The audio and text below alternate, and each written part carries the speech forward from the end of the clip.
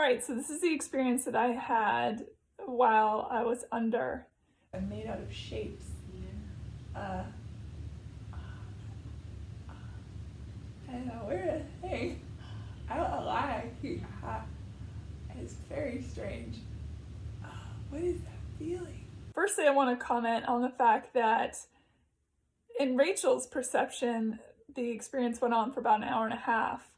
For me, it felt like maybe a half an hour went by. Whoa. Yeah. That was a trip.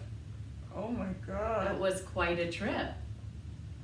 When I came into the hallway, the first hallway of the experience, it was very long, and there was, to my left, a gold frame on the wall, but the picture wasn't a picture, it was in fact a room, and I crawled up into there, and when I got in there, it was all green, this hyper green, not unlike the color of this plant behind me. You find yourself in a hallway, in a safe place.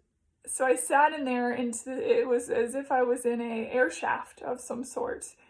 And I sat in there and I looked at my skin and I looked at the room itself, or the whatever, the closure, I guess. And it was all very, very green, and I didn't know what any of it meant. My shoes popped off into the hallway. Okay. I don't know what that means. And then I crawled out of that, and I was in the hallway again, and then I went into another room, and that room was a library. The library was really fascinating because it went on forever. So it went up and up and up and up, and it went down and down and down and down. I can't even see a floor. It's so many floors. It just keeps going. And then there were spiral staircases everywhere. It was very dark in there, but I could see books. Every shelf was just packed full of books. And Rachel, from her perspective, asked me, I'm telling her what I'm seeing, and she asked me if I thought that was perhaps the records room, the Akashic records room. And I wasn't sure. They feel like memories. Yeah. It's quite possible that you've entered the Akashic library. I don't know why I assumed if I ever got to see that it would be more golden. At one point I saw a dragon. It was sort of just hovering over my head. A very knowing, wise dragon. I don't know what the intellectual scale of dragons might be. However, this dragon seemed to know a thing or two. And that was wild. And then I went back into the Akashic, I still don't know how to pronounce that. I went back into the records room, and this time I was standing next to a row of books, and there were other beings around me, and they were looking at me. I couldn't really distinguish their face, but I knew they were there. There's other people in here now. I would say they work here. And my head started to tilt back in my perception of what I was seeing. It's sort of like watching yourself as a movie, but being aware that you are you in you, and also you outside of you, and also with the awareness that there was me in the room being hypnotized by Rachel. It was amazing. A one-face movie. It's very meta. So my head started to tilt back and my mouth started to open, and I couldn't open it wide enough. It was wider and wider and wider, and light was pouring out of my mouth. It was very intense and very wild. And from her perspective, after the fact, she told me that she was concerned. She thought, oh my God, is she going to swallow her tongue? It was like my jaws were just, I wish I could describe it. Your jaws were doing that here. I was watching. I counted you out because I thought for a minute you were going to choke on your tongue.